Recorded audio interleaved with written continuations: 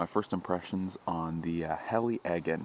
This is a knife that I've really been debating getting for a while, and I really do like this knife. This is by far one of my most favorite neck knives by far. As you can see, this is a neck knife setup here, and I will be doing some size comparisons with some other, two other tools, but this is going to be my first impressions, and that's primarily because I won't have enough time this year to do any reviews on these bits of gear. Let's see if this will stay. No, it won't. But anyways, this is the Helle Eggen,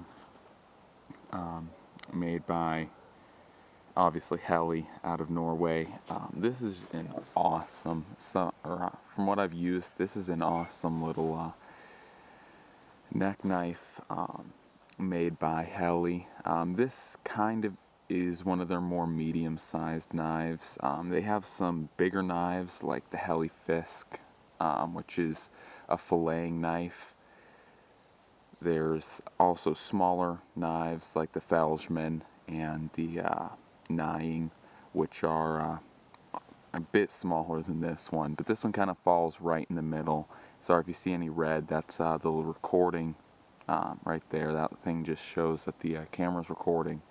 But this is a triple layer laminate steel, a 3 point, I think it's about a 3.8 inch blade, 4 point something inch handle. Those are just rough guesstimations on these other knives. I'm pretty sure that's around their blade length and handle length. I haven't actually looked at the technical specs on this knife in a while, but triple layer laminate steel, and you can kind of see it. I don't know if this camera will pick it up, but there is actually, you can see where it transitions right around here is where it transitions to the cutting edge, and this is a triple layer stainless, which means there's a lower quality stainless here and on this side, and then in the middle there's a higher quality steel, and it's a great method.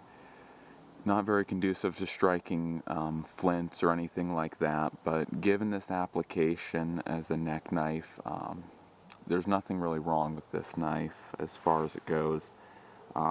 It's a great neck knife, all things considered.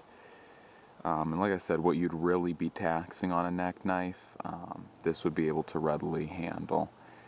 So, I mean, obviously you're not really going to be batoning with it. You're not really going to be striking flints off the spines. That's what I have a belt knife for.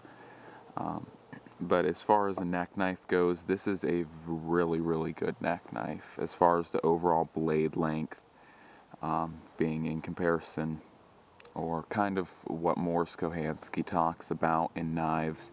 He talks about particularly neck knives and all the specifications he gives for what his opinion is on a really good knife match this knife very closely. So this is a really good neck knife as far as what he's concerned, and as far as practical bushcrafting use, this is really nice so far what I've used.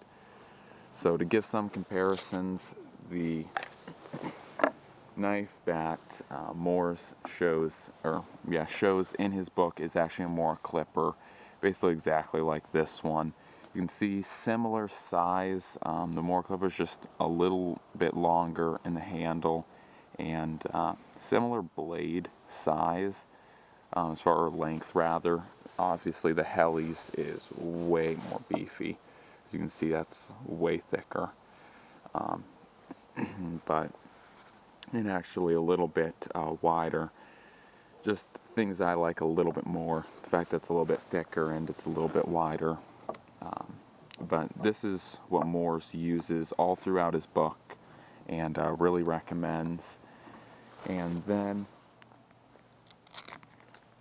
my belt knife, just to give some comparison, obviously this is going to be a bit bigger. So there's these. Obviously this one's the thickest of them all, being, was it 0.17? I believe this is 0.12. This is .096, and then this is .17. So obviously this one's quite a bit thicker than either of these two, but there's kind of size comparison. This one obviously has the longest handle and the longest blade, and this is the one that I would be doing all my heavy work, like batoning, striking flints off the back of it. This one's more designed for that kind of use than any of these others. So just kind of a quick first impressions. As far as the first impressions go, like I said, really awesome knife. I mean, it's definitely not more cheap. It's anywhere from $70 to $100 roughly, so it's a little bit pricey, but you do get what you pay for as far as quality and as far as just overall usability and everything. It's great. Last shot of this thing. Like that partial mirror polish. There's just, it's very polished, but it's not quite mirror polished. This is kind of how I like knives if they're not coated. But anyways, guys, I'm out.